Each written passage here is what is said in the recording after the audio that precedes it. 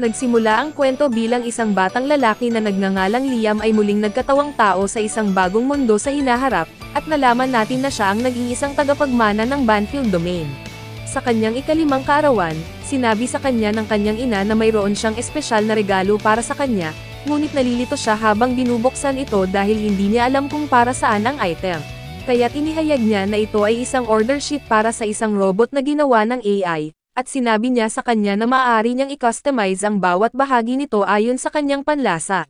Napansin niya na maaari pa nga niyang i-customize ang ilang feature na sa tingin niya ay hindi angkop para sa isang 5 taong gulang, ngunit binanggit niya na kung hindi siya pipili ng isang bagay, ang kanyang kasambahay ay hindi magkakaroon ng bahaging iyon, kaya dapat niyang piliin ng mabuti ang lahat o kung hindi, pagsisihan niya ito sa hinaharap.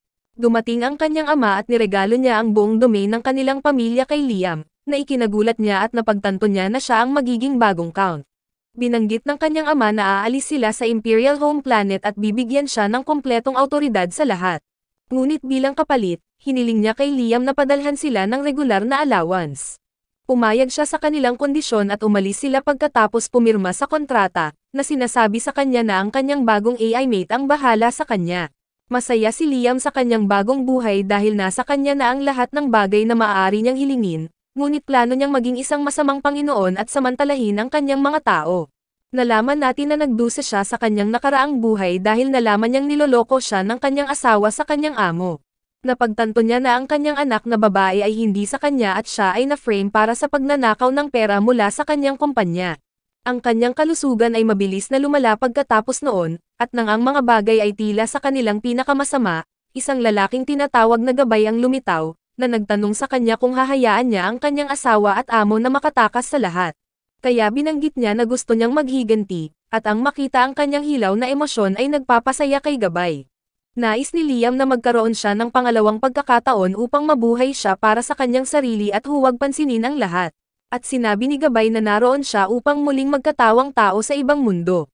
Nagpakita siya sa kanya ng ilang opsyon at nagpasya si Liam sa mundo gamit ang mga robot at battleship dahil katulad ito ng paborito niyang video game. Pinirmahan niya ang kontrata at binati siya ni Gabay ng swerte habang nagpasya si Liam na unahin ang sarili niyang kaligayahan sa kanyang bagong buhay.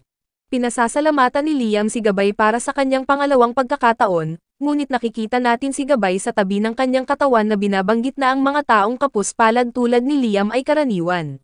At tumingin siya sa asawa ni Liam para sa kanyang susunod na libangan. Habang kumakain siya kasama ang amo ni Liam, iniisip niya ang lahat ng mga taon na sinayang niya kay Liam. Ngunit biglang dumating ang mga pulis at ibinunyag na nakakita sila ng ebidensya na ang amo ang nagnanakaw ng pera sa kumpanya. Kaya siya ay naaresto at ang asawa ni Liam ay nahulog sa kawalan ng pag-asa habang iniisip nito kung sino ang mag-aalaga sa kanya. Pero sinabi ni Gabay na hindi na siya makakatikim ng kaligayahan, dahil patay na ang lalaking nagmahal sa kanya. Si Gabay ay bumalik sa apartment ni Liam, kung saan iniisip niya ang tungkol sa paggabay sa kanyang kaluluwa at sinabi niya na sa oras na malaman ni Liam kung ano ang nangyayari, huli na ang lahat. Naniniwala siyang lahat ng hinagpis at hinanakit ni Liam ay mapupunta sa kanya na siyang magpapalusog sa kanya. At dahil mas mahaba pa ang lifespan sa kabilang mundo, lalo pang maghihirap si Liam. Inaasahan niyang makita siyang nahihirapan sa susunod niyang buhay. Ngunit sa pag-alis niya sa isang portal, sinundan siya ng espiritu ng matandang aso ni Liam sa iba pang mundo. Nakikita natin ang mga pirata sa kalawakan na umaatake sa isang barkong pandigma, ngunit si Christiana, ang prinsesa ng banal na kaharian ng Liba, ay biglang dumating upang sakyan sila, at kinuha ng kanyang hukbo ang isang kapat ng frontline fleet. Kaya't nagsimulang umatras ang mga pirata, ngunit inutusan niya ang kanyang hukbo na sundan sila. Sa wakas ay natanggap na ni Liam ang kanyang AI maid at ang kanyang mayordomo. Sinabi ni Brian na siya lamang ang maaaring magbukas ng packaging dahil gumagamit ito ng biometric na pag-aproba. Binuksan niya ito at masaya siyang makita ang kanyang AI maid, na nagpapakilala sa sarili bilang Amagi. Binanggit ni Brian na siya ang magiging personal na tulong niya at maglilingkod siya sa kanya 24/7, bukod sa kanyang lingguhang pagpapanatili ng 2 oras. Sinusuri ni Liam ang kalidad ng kanyang build at napansin niya kung gaano siya kalambot, ngunit hindi ito komportable kay Brian, kaya dinala niya siya sa kanyang playroom. Pagkatapos noon, napansin ni Brian kung gaano naging komportable si Liam kay Amagi, ngunit sinabihan siya ni Liam na huwag mag-alala dahil nasa isip niya ang isang 36 na taong gulang. Ngunit binanggit ni Brian na siya ay bata pa, At ipinaliwanag ni Amagi na ang edad ng adulthood sa imperyo ay 50 dahil karamihan sa mga tao ay nabubuhay ng 5 hanggang 600 taon. Iniisip ni Liam na dahil mas mahaba ang mga lifespan sa kanilang mundo, marami siyang oras para gawin ang anumang gusto niya. Hiniling sa kanya ni Bryant na ihinto ang paggugol ng masyadong maraming oras sa isang AI maid dahil kinasusuklaman ng Empire ang AI at kung makikita siyang lumalapit sa kanya, maaaring may mga chismis na kumalat tungkol sa kanya. Gusto pang malaman ni Liam ang tungkol dito. Kaya't inihayag ni Brian na ang sangkatauhan ay minsan ay halos napuksa ng AI, ngunit isang grupo ng mga matatapang na tao ang lumaban upang iligtas ang sangkatauhan at nilikha ang imperyo. Nagtataka si Liam kung bakit binigyan siya ng kanyang ina ng robot, at nag-aalangan si Brian na sumagot, ngunit sinabihan siya ni Liam na ibunyag ang katotohanan. Kaya sinabi ni Brian na inabando na siya ng kanyang mga magulang dahil nabaon ang kanilang pamilya sa napakalaking utang. Binanggit niya na ang dakilang lolo ni Liam ay nagdala ng kasaganaan sa kanilang nasasakupan, ngunit ang kanyang mga kahalili ay nabigong sumunod sa kanyang mga yapak, kaya iniisip ni Liam kung ano ang mangyayari sa kanyang pangarap na maging isang masamang Panginoon. Inihayag ni Brian na ang kanilang mga pinagkakautangan ay may karapatan na magsaka ng mga mapagkukunan sa kanilang mga planeta sa hangganan, na nagpababa sa kanilang koleksyon ng buwis dahil ang mga industriya ay hindi kumikita. Kaya sa tingin niya ay wala na silang paraan para mabayaran ang utang at lalala lang ang mga bagay, na ikinadismaya ni Liam.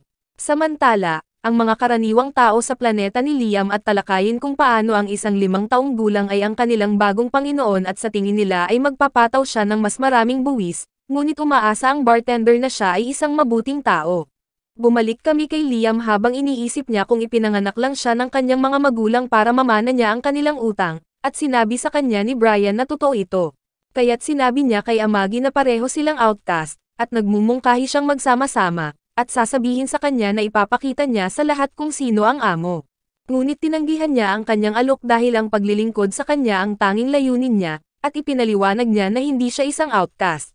Dahil kailangan niya ito, nangako siyang mananatili sa tabi nito, na nagpapasaya sa kanya. At nagpasya siyang itatag ang 3 batas ng robotics, na umiiral upang protektahan ang sangkatauhan.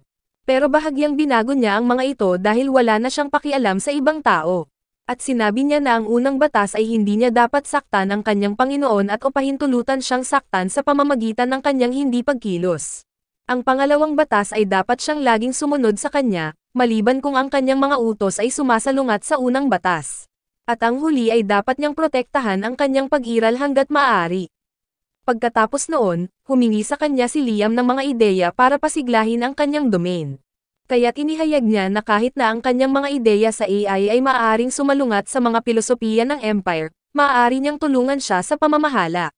Sinabi niya na wala siyang alam tungkol sa pamamahala, kaya ipinapayo niya sa kanya na gumamit ng isang kapsula ng edukasyon, na maaaring mag-install ng 10 taon ng kaalaman sa 6 na buwan at palakasin ang kanyang katawan. Ngunit iniisip niya kung ano ang mangyayari sa kanyang domain sa panahong iyon, at nag-aalok siya na pamahalaan ito kapag wala siya. Iniisip ni Brian na ito ay isang kahila-hilakbot na ideya dahil ang imperyo ay hindi tumatanggap ng isang AI na namamahala, ngunit sinabi ni Amadi na walang batas laban dito. Kaya't sinabi ni Liam kay Brian na maghanda ng isang kapsula sa edukasyon, at pinamahalaan niya si Amadi habang wala siya. Bago pumasok sa kapsula, si Brian, tinanong siya ni Liam kung mayroon siyang anumang mga emosyon, kaya nalaman niyang hindi niya alam kung ano ang mga emosyon, ngunit nang hilingin niya sa kanya na makipagtulungan, nagdulot ito ng pag-uumapo ng memorya ng cache sa kanyang sistema, at sinabi niya sa kanya na alagaan ang lahat habang sinisimulan niya ang kapsula, na nagpatulog sa kanya. Sa kalaunan ay bumukas ang pod at sinalubong ni Amagi si Liam, na inihayag na 2 taon na siyang natutulog. Ibinunyag niya na lumakas siya, ngunit kailangan niya ng rehabilitasyon para masanay sa lumalaki niyang katawan, at nagpasya siyang tapusin ito. Pagkatapos noon, sinabi sa kanya ni Amagi ang tungkol sa kasalukuyang kalagayang pang-ekonomiya ng teritoryo ng Banfield, at natutuwa siyang makitang bumubuti ito. Gusto niyang tumingin sa paligid, kaya dinala siya nito sa spaceport ng Banfield Army, na humahanga sa kanya, at dinala rin siya nito sa base ng Mobile Knights. Gusto niyang i-pilot ang isa sa mga ito, kaya ginagawa niya ang mga kinakailangang pagsasaayos at ipinapaliwanag nito kung paano automatikong kinokontrol nito ang mga pangunahing paggalaw. Kaya kailangan lang niyang isipin kung paano niya gustong ilipat ang suit, at mabilis niyang nakuha ang hang ng mga ito, na nagsasabi sa kanya na gusto niyang subukan ang kanyang mga kasanayan sa pakikipaglaban, kaya nag-set up siya ng isang kunwaring labanan para sa kanya. Kalabanan niya ang isang kapitan na nagngangalang Misita, ngunit napagtanto ni Liam na nagpipigil siya, kaya inutusan niya si Misita na labanan siya ng seryoso. Muli siyang inatake ni Liam, ngunit mabilis siyang dinisarmahan ni Maseda at ibinagsak siya sa lupa. Nagulat si Liam sa kanyang pagkatalo, at ipinaliwanag ni Amagi na ang mga galaw ng suit ay nakadepende sa mental visualization, kaya ang mga karanasang manlalaban tulad ni Misita ay may mas mahusay na kontrol. Pagkatapos nito ay umalis na. Sinabihan ni Liam si Brian na humanap siya ng combat instructor, ngunit sinubukan siyang kumbinsihin ni Brian na hindi niya kailangang matutong lumaban, ngunit tumanggi si Liam na makinig dahil naaalala niya kung paano sa kanyang nakaraang buhay, ang mga tao ay nagtutulak sa kanya pababa, kaya naisip niya na kailangan niyang magpakatatag para maging isang masamang Panginoon. Nakilala ni Liam ang isang instructor na nagngangalang Yoso na mukhang isang samurai, kaya sa tingin ni Liam ay siya ang tunay na pakikitungo. Sinabi ni Amagi na mukhang kainahinala siya, ngunit iniisip ni Liam na dinadala niya ang kanyang sarili tulad ng isang maayos na samurai na lumaki ng hiwalay sa mundo dahil nakatuon siya sa kanyang pagsasanay.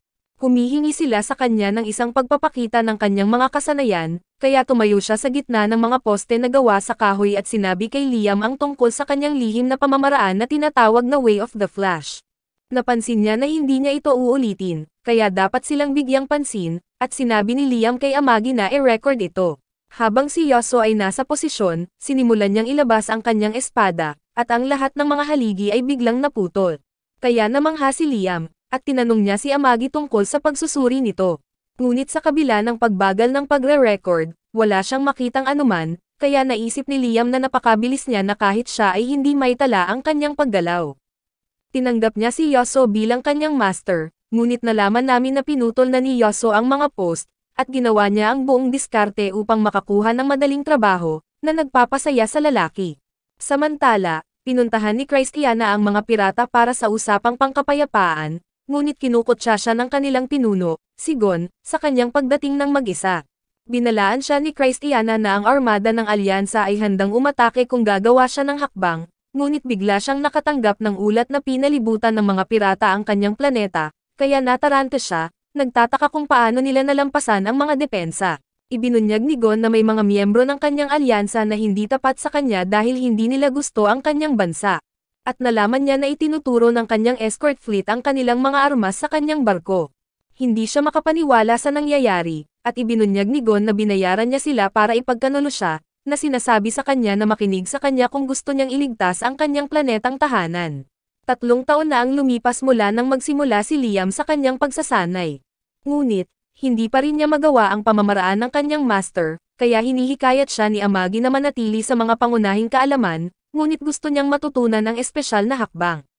Sa gabi, nagbabasa ng manga si Yoso sa kanyang silid, at hindi siya makapaniwala na kumikita siya ng napakaraming pera para sa ganoong kadaling trabaho.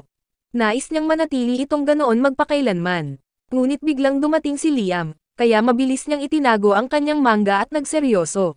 Sinabi ni Liam na gusto niyang matutunan ang kanyang sikretong pamamaraan, ngunit nagbanta si Yoso na titigil sa pagtuturo sa kanya dahil sinabi na niya sa kanya na isang beses lang niya itong ipapakita.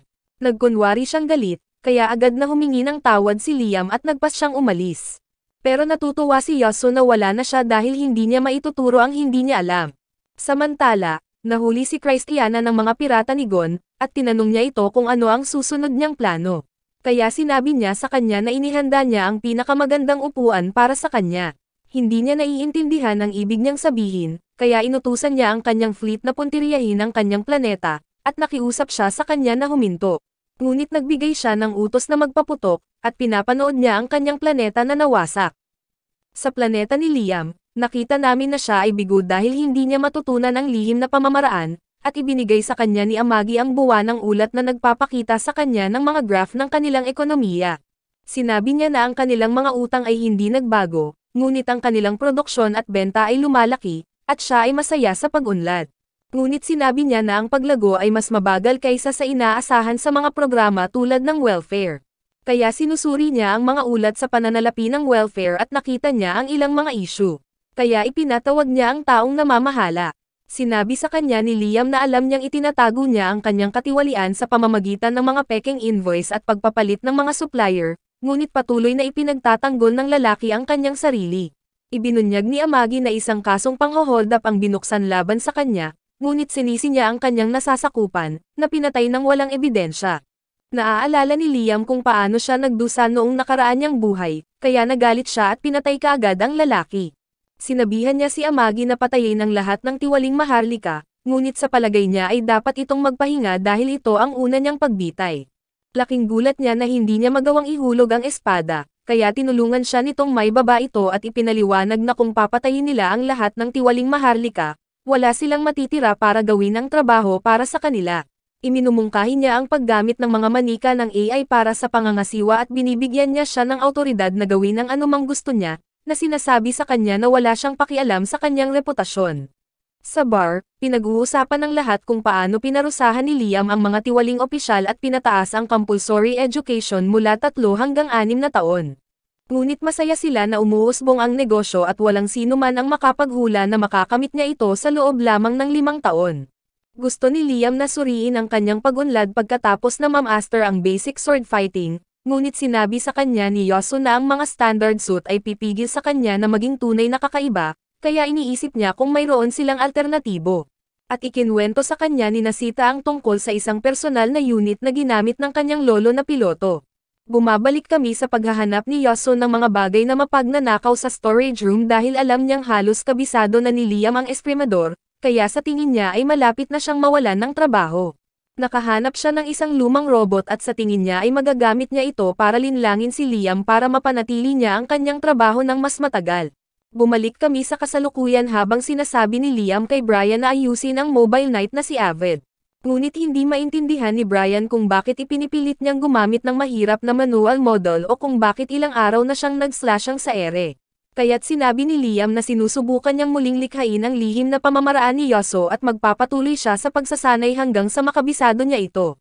Pinuntahan ni Amagi si Avid at sa tingin niya ay hindi isang swordmaster si Yosu. Ngunit dahil gustong gamitin ito ni Liam, gagawin niya ang lahat para maibalik ito.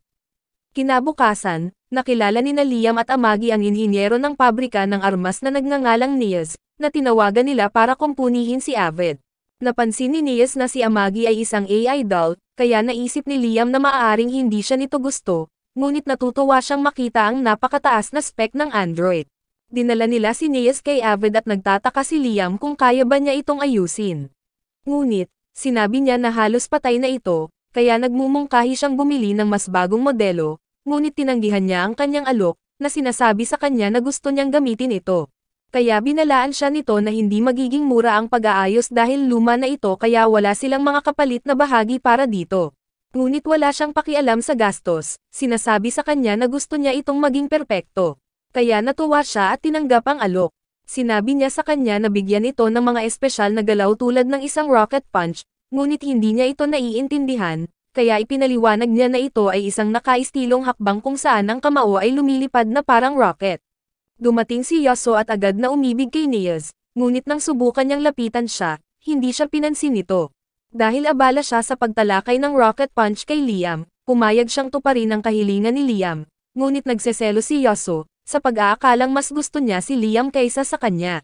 Siya ay naghihiganti sa pamamagitan ng paglalagay kay Liam sa isang brutal na regimen sa pagsasanay kung saan siya ay nagbabalanse sa isang log habang si Yosu ay nagpapaulan ng mga bola ng tennis sa kanya. Sinabi sa kanya ni Liam kung gaano kahirap magbalanse gamit ang piring at ang kanyang espada ay masyadong mabigat, ngunit ipinaliwanag ni Yosu na kailangan niyang gamitin ang lahat ng kanyang pandama. Samantala, sinabi ni Gosen kay Christiana na dadalhin niya siya sa kanyang Treasure Island, kung saan idaragdag niya siya sa kanyang koleksyon. Ipinakita niya sa kanya ang kanyang alaga, ngunit sinabi ng isang scientist na patay na siya, kaya itinapon nila siya sa kalawakan, at sinabi ni Gon na papalitan siya ni Christiana. Balak niyang ukitan ang mga mata nito at itanim sa kamay nito para masilayan nito na pumangit ang katawan nito. Tulad ng iba pa niyang mga alagang hayop, masaya ang mga lokal sa planeta ni Liam na bumuti ang ekonomiya, at binanggit ng isa sa kanila na mas maganda pa ang mga bagay noong panahon ng kanyang lolo. Ngunit nasisiyahan pa rin sila sa pag-unlad sa ngayon. Sa pag-aakalang si Liam ay gumagawa ng mahusay na trabaho. Natapos ni Nias ang pagpapanumbalik ni Avid at ipinakita niya ito kay Liam, na nagsabi sa kanya na ginawa niya ang isang mahusay na trabaho. Dinala niya siya sa control room para ipakita sa kanya kung paano ito gumagana, at inis-scan ng robot ang kanyang katawan, nirerehistro siya bilang pilot nito, kaya siya lang ang makakakontrol nito. Ngunit kapag kinuha niya ang mga controller, bigla itong bumagsak, at ipinaliwanag niya na hindi tulad ng mga modernong mobile knight, wala itong auto-balance function, kaya mahirap mag-pilot. Ngunit nagawa ni Liam na dalhin ito patayo at inilipat niya ito palabas ng base, na nagpapaunawa sa kanya na siya ay may talento. Ipinaliwanag niya na ang kanyang imahinasyon ay mahalaga para sa pagpapatakbo ng makina, kaya dapat siyang tumutok sa kung ano ang gusto niyang gawin sa susunod, ngunit wala siyang maisip maliban sa kanyang napakalaking personalidad, kaya ginagawa ng kanyang mech ang iniisip niya, at napagtanto niyang may masamang iniisip siya tungkol sa kanya. Nagalit si Yoso na ninakaw niya ang kanyang crush, ngunit masaya si Brian na sa wakas ay nagpapakita ng interes si Liam sa isang babaeng tao. Sinusubukan niyang ipaliwanag na hindi siya pervert, ngunit ang mech ay nagsimulang magsagawa ng isa pang kakaibang galaw, na ikinagalit ni Yoso. Bumalik si Liam sa pagsasanay, ngunit hindi pa rin niya magawa ang pamamaraan ni Yoso, kaya sa tingin niya ay wala siyang talento. Tiniyak sa kanya ni Amagi na ang problema ay sa pagtuturo ni Yoso at sinabihan si Liam na tanungin kung gaano siya nagtitiwala sa kanya, ngunit hindi niya naiintindihan ang iniisip nito. Dahil ay wala siyang sapat na pananampalataya kay Yoso. Naalala niya na may magic sa mundo nila, at sa tingin niya ay magagamit niya ito sa paghiwa ng isang bagay nang hindi ito hinahawakan. Nagsasanay siya kung paano gamitin ang kanyang magic power sa loob ng maraming buwan, at sa wakas ay natutunan niya ang pamamaraan, kaya ipinakita niya ito kay Yoso. Madali niyang pinutol ang isang poste sa kalahati, na ikinagulat ni Yoso dahil sa tingin niya ay imposible ito. Ngunit pinananatili niya ang kanyang harapan at sinabi kay Liam na marami pa siyang dapat matutunan pagkatapos nito. Sinabi ni Amagi kay Liam na sinasalakay ng mga pirata ang kanyang tanging mapagkukunang planeta na tinatawag na Mok, na hindi kinuha ng kanyang mga may utang. Ipinaliwanag niya na hindi ito kinuha ng imperyo dahil mahirap ang kapaligiran nito at mahirap ang pagmimina, ngunit binanggit niya na nagtayo siya ng isang planta doon na kumita para sa kanya. Napagtanto niya na ang planta ay inaatake ng mga pirata, at hindi nila alam kung gaano katagal sila kayang pigilan ng kanilang militar, kaya tinanong niya siya kung mayroon siyang diskarte. Iminumungkahi niya ang pag-atake mula sa blind spot ng planeta habang ginagamit ang abot tanaw bilang takip, at sinabi niya na sa panahon ng gravity turn, maaari silang sumakay sa mga aerobrake upang sorpresahin ang mga pirata mula sa itaas. Nagpasya si Liam na sumama sa kanyang plano at inutusan ang lahat na maghanda para sa labanan, na sinasabi sa kanila na hulihin ang mga barkong pirata habang ipinagtatanggol niya ang halaman. Iniisip ni Brian na masyadong mapanganib para kay Lord na labanan ang mga pirata sa mga frontline, ngunit tumanggi si Liam na hayaan ang sino man na magnakaw mula sa kanya, at gusto rin niyang ipakita ang kanyang mga bagong kasanayan. Hindi nagtagal ay nakarating ang fleet ni Liam kay Mukay, at nasa sabik si Niels na gagamitin niya ang abot sa unang pagkakataon dahil magbibigay ito sa kanya ng mahalagang data para sa kanyang pananaliksik. Nagawa niyang makapunta ng isang sorpresang pag-atake sa pamamagitan ng paggamit ng mga ulap bilang takip, at madali niyang nakuha ang maraming mga mobile knight nang hindi nakakakuha ng pinsala. Ang mga pirata ay naghiwa-hiwalay at nagsisikap na makalusot sa kanya, ngunit pinutol niya ang mga ito at inulit niya ang mga salita ng kanyang amo, na sinasabi na hindi dapat umasa sa katawan at makakita gamit ang mata ng isip. Ang mga pirata ay nagsimulang mag-shoot ng mga laser sa kanya, kaya't inilabas niya ang kanyang beam rifle at pinaputukan ang mga ito ng may perpektong katumpakan, kaya iniisip nila na dapat siyang magkaroon ng isang malakas na radar, at napagtanto nila na hindi sila magkakaroon ng pagkakataon kung patuloy silang nagtatago, kaya sinubukan nilang talunin siya sa pamamagitan ng pagsingil ng sabay-sabay. Ngunit ginagamit niya ang lihim na pamamaraan ng kanyang master at sinisira ang lahat ng ito mula sa malayo. Napagtanto nila na hindi sila katugma para sa kanya, kaya nagsimula silang umatras, at nagpasya si Liam na gamitin ang kanyang espesyal na hakbang.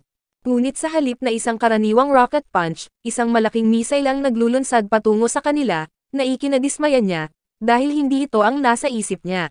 Nakipag-ugnayan sa kanya si Amagi at ibinunyag niya na nakuha lamang nila ang 10% ng mga barkong pirata. Sinabi sa kanya na 60% sa kanila ang nakatakas habang 30% ay nawasak.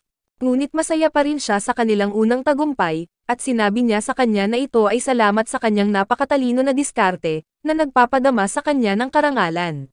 Nalaman ni Gon na ang mga pirata na ipinadala niya upang salakayin si Mukay ay nabigo sa kanilang misyon, kaya siya ay nagalit at inutusan ang kanyang armada na patayin ang mga duwag na umatras upang sila ay maging halimbawa para sa iba.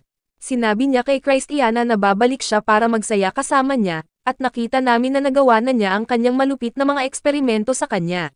Samantala, sinabi ni Amagi kay Liam ang tungkol sa kanilang matagumpay na misyon, at nalulugod siya sa kinalabasan. Sinabi niya na nasamsam nila ang maraming barkong pirata at ipinaliwanag na sa ilalim ng batas ng Imperial, pagmamay-ari na nila ang mga barko at ang ninakaw na pagnanakaw sa kanila. Nabigo si Liam dahil wala silang mahanap na ginto o diamante, ngunit inihayag ni Brian na hindi sila itinuturing na mahalaga sa mundong ito, at ang mga metal na matatagpuan sa mga barkong pirata ay mas mahalaga. Gusto pa rin ni Liam ng ginto, at sinabi ni Brian na mayroon na silang sapat, kaya inutusan niya silang lumikha ng mga gintong barya kasama nito at gamitin ang iba pang mahahalagang metal upang lumikha ng mga armas. Ngunit ipinaliwanag ni Brian na hindi nila ito magagawa dahil wala silang ekspertong blacksmith. Sinabi sa kanya ni Amagi na nakakita siya ng problema sa kanilang huling labanan at ipinahayag na ang pamilyang Banfield ay may humigit kumulang 10,000 mga barkong pandigma, ngunit 30% lamang ang handa sa labanan. Hindi makapaniwala si Liam na natalo nila ang mga pirata sa 30% lang ng kanilang fleet. Kaya, ipinaliwanag niya na nanalo sila dahil minamaliit sila ng mga pirata, ngunit sa palagay niya ay may mahalagang papel ang kanyang diskarte. Hindi siya masaya na higit sa 70% ng kanyang mga barko ay hindi magagamit, at iminumungkahi ni Amagi na scrap ang lahat ng mga ito. Ngunit si Brian ay tutol dito dahil naniniwala siya na ang isang fleet ay tungkol sa mga numero, kaya ito ay magmukhang vulnerable sa kanilang mga kaaway. Iminumungkahi niya na ibenta ang mga medalya mula sa mga pirata at gamitin ang mga kita upang makabili ng mga ginamit na barko. Ngunit muling tumutol si Brian. Dahil sa tingin niya ang isang fleet ay sumasalamin sa pamilya. Ngunit nagpa siya si Liam na sumama sa kanyang mungkahi dahil ang pagiging vanity ng kanyang ama ang nagbunsod sa kanilang pamilya sa napakaraming utang. Samantala, naghahatid si Neas ng isang presentasyon kung saan inihayag niya ang pinakabagong modelo ng kanyang kumpanya, at ipinagmamalaki niya kung paano ito nakahihigit sa iba pang mga barkong pandigma. Ngunit ang kanyang katunggali, si Ulysses, ay nagpapakita ng pinakabagong disenyo ng kanyang kumpanya, at hindi katulad ng barko ni Neas, na nakatutok sa pagiging praktikal, ito ay dinisenyo para sa kaginhawahan at entertainment. Pinili ng Imperial Army ang disenyo ni Ulysses, at sinabi ni Neas na mas malakas ang kanyang modelo. Ngunit sinabi ni Ulysses na ang parehong mga barko ay mahusay dahil ang mga ito ay ginawa ng mga eksperto. Ipinaliwanag niya na ang tunay na lakas ng isang barkong pandigma ay nakasalalay sa gumagamit nito, at kung mas komportable ang mga tripulante, mas nakatutok sila sa misyon. Pagkatapos ng pagtatanghal, ipinagmamalaki ni Ulysses ang tungkol sa pagkapanalo, ngunit si Neas ay tumangging sumuko, dahil marami siyang namuhunan sa proyekto. Sa palagay niya ay sisigawan siya ng kanyang amo dahil sa pagkabigo. Ngunit, bigla niyang naalala si Liam, na mas pinipili ang pagiging praktikal kaysa ginhawa. Samantala, patuloy na pinapakain ni Gabay ang mga negatibong emosyon ng lahat, at sa palagay niya ay malamang na nabigo na si Liam sa kanyang bagong mundo. Ngunit nang magtungo siya sa kanyang planeta, nagulat siya nang makitang umuunlad ito, kaya iniisip niya kung nagkamali siya. Ngunit naalala niya na nagpadala siya ng pinakamasamang tagapagturo ng espada na nahanap niya, at ginawa pa niyang manahin si Liam ng utang ng kanyang pamilya. Sa bar, pinag-uusapan ng mga lokal kung paano natalo ni Liam ang mga pirata. Ngunit, binanggit ni Yosu na ang isa sa kanyang mga estudyante ay nabigo sa kanya sa pamamagitan ng pagiging mas mahusay kaysa sa kanya. Ang lalaki ay nalilito sa pagdinig nito, at tinitingnan niya si Liam, na kasalukuyang nagsasanay ng kanyang espesyal na paglipat kasama si Amagi. Hiniling niya sa kanya na ihambing ang kanyang paglipat sa kanyang Panginoon, at nahanap niya ito na halos magkapareho. Ngunit sa palagay niya ay sinadya ni Yosu na hindi ginawa ang lahat upang matutunan niya ang kanyang pamamaraan. Binabalik-tanaw niya ang kanyang buhay at kung paano siya iniwan ng kanyang mga magulang na may malaking utang, kaya naisip niyang lalala lamang ang mga pangyayari. Ngunit ang kanyang buhay sa kalaunan ay bumuti, at siya ay naging isang bihasang esprimador, na iniisip na lahat ito ay salamat sa. Ang Gabay ay napupuot na makita ang pagiging positibo ni Liam, na parang lason sa kanya, ngunit nakaligtas siya salamat sa negatibong emosyon ni Yosu. Iniisip niya kung na-reincarnate niya si Liam sa maling lugar, ngunit sa tingin niya ay imposible at naniniwala siyang magdurusa si Liam sa huli. Sinabi ni Amagi kay Liam na ina-upgrade ng Imperial Army ang fleet nito at nagbebenta ng mga lumang modelo ng may diskwento, ngunit binanggit niya na mayroong kondisyon kung saan dapat ding tanggapin ng mamimili ang kasalukuyang mga tripulante dahil sinusubukan ng Empire na alisin ang mga hindi gustong tauhan. Binanggit niya na malaki ang gagastusin nito, ngunit mapapamahalaan nila ito, at sinabi niya na ang mga may karanasang opisyal ay magiging kapaki-pakinabang. Naririnig ni Gabay ang lahat, at plano niyang magpadala ng mga seryoso at masigasig na mga sundalo na hindi magpaparaya sa mga aksyon ng isang masamang Panginoon upang sila ay tumalikod kay Liam. Si Yasuo ay nagpapagaling pa sa kanyang hangover, ngunit biglang dumating si Neas at pinuri niya ito sa ginawa niyang first-rate swordsman. Iniisip ni Yasuo na nahuhulog na siya sa kanya, ngunit tinanong niya ito tungkol sa panlasa ni Liam at hindi niya ito naiintindihan, sa pag-aakalang hayagang nanliligaw ito sa kanya. Kaya't inihayag niya ang lahat ng kanyang mga anting-anting. Kinabukasan, nagpakita si Neas kay Liam at suot niya ang damit na inilarawan ni Yasuo. Napagtanto niyang may gusto siyang ibenta, kaya inamin niya na naroon siya para ibenta ang kanyang mga barkong pandigma. Ngunit sinabi niya sa kanya na nakabili na siya ng mga lumang barko mula sa Imperial Army. Binanggit niya na siya ay nabigo sa kanyang pagtatanghal, kaya siya lamang ang kanyang pag-asa at kailangan niyang bumili ng hindi bababa sa 1 o 200 sa mga ito. Sinabi niya na hindi niya kailangang bayaran ito ng maaga. Ngunit tumanggi si Liam na muling mabaon sa utang, kaya sinubukan niya itong akitin. Pero naalala niya kung paano rin bumili ng ganoong mga damit ang kanyang asawa at hindi niya ito sinuot habang kasama niya, kaya iniisip niya kung para sa kanyang amo ang mga iyon. Naawa siya sa kanya at nagpasya siyang bumili ng 300 barko, kaya ipinangako ni Neas na ihahatid ito kaagad. Pagkatapos nito, nakipag-ugnayan si Neas sa kanyang katrabaho at sinabi niyang nagawa niya ang pagbebenta salamat sa kanyang alindog. Pero ayaw maniwala ng kaibigan niya dahil matigas ang ulo niya. Narinig ni na Brian at Yasuo ang kanilang pag-uusap at naisip ni Brian na nahulog ang kanyang amo sa isang honey trap, habang iniisip ni Yasuo na sinuwerte si Liam sa kanya. Natanggap ni Liam ang mga barkong binili niya mula kay Neas sa hukbong Imperial, ngunit galit pa rin si Yasuo sa kanya dahil sa pagnanakaw ng kanyang babae at napansin ni Gabay ang kanyang pagkamuhi kay Liam. Kailangan niya itong mag-ipon ng higit pang galit para mailabas niya ito kay Liam mamaya at lumikha ng malaking negatibong emosyon. Si Liam at Amagi ay bumisita sa kanilang mga bagong barkong pandigma at kahit na hindi niya pinagsisisihan ang kanyang desisyon na bilhin ang mga ito, naiintindihan niya kung bakit pinili ng Empire ang iba pang mga modelo. Dahil ang mga barko ni Neas ay hindi kasing luho, kaya ipinagtanggol niya na ang luho ay walang lugar sa labanan. Ngunit sinabi niya na mas gusto pa rin ng mga tao ang mga komportableng barko. Sinabi niya sa kanya ang tungkol sa mga pangangailangan sa pagpapanatili at nag-aalok ng pinahabang warranty, ngunit tinanggihan ito ni Liam. Hiniling niya na bigyan siya ng ilan sa mga barkong pirata, ngunit tumanggi siya dahil gusto niyang idagdag ang mga ito sa kanyang fleet. Iminumungkahi ni Amagi na bigyan si Neas ng isang maliit na bahagi ng mga ito, ngunit dapat niyang i-convert ang natitira sa kanila upang magtrabaho kasama ang kanilang fleet. Tinanggap niya ang deal dahil gusto niyang pag-aralan ang mga barko ng pirata, at sinabi niya na ang pag-standardize ng mga ito ay madali kumpara sa pagkuha ng data mula sa pirate tech. Nakaisip si Liam ng isang ideya, at nagpasya siyang suriin ang mga barkong pirata, ngunit ganap na naiiba ang mga ito sa mga barkong pandigma na ginamit niya sa ngayon. Namangha din si Neas sa teknolohiyang pirata, ngunit nakita niya ang isang manabela at sinabihan siyang magdagdag ng isa sa kanyang barko. Sa palagay niya ay walang silbi ito kumpara sa mga karaniwang kontrol, ngunit sinabi niya na mukhang cool ito, kaya wala siyang pakialam kung hindi ito mahusay. Sinaliksik ni Neas ang barko at nalaman na mayroon itong mga gravity laser na gumagana sa haka-haka na eroplano, habang ginagamit ng Aether Generator ang kabaligtaran na bahagi. Habang lumilingon siya sa paligid, nakita ni Liam ang isang aso at sinundan niya ito sa navigation room ng barko.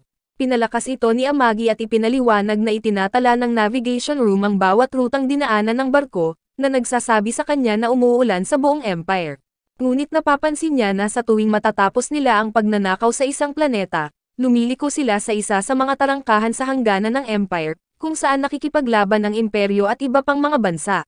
Napagtanto niya na ito ay isang walang batas na lugar na hindi naaabot ng kontrol ng Empire, kaya ito ay isang perpektong hideout para sa kanila, at hinihiling niya ang mga coordinate, ngunit binanggit niya na nagbabago sila sa bawat oras.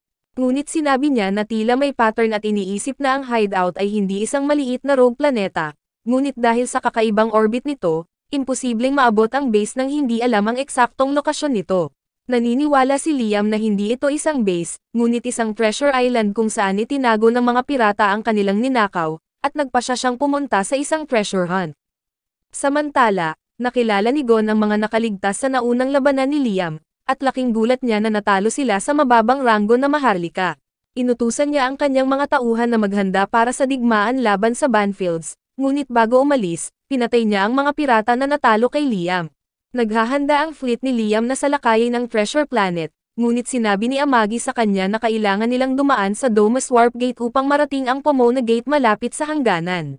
Humihiling siya ng clearance, ngunit hindi sila pinapayagang pumasok, at ipinaliwanag ng manager na para magamit ang gate, dapat silang magbayad ng toll na batay sa kanilang numero at haba ng pagtalon. Tiniyak sa kanya ni Liam na babayaran nila ito mamaya, ngunit sinabi sa kanya ng manager na dapat siyang magbayad ng maaga dahil ang Banfield House ay kilala sa napakalaking hindi nababayarang mga utang. Binanggit din niya na maaari silang makapasa kung may isang mapagkakatiwalaang sumulat sa kanila ng isang liham ng credit. Ngunit ang kanilang pamilya sa kasamaang palad ay walang magandang relasyon sa ibang mga Maharlika.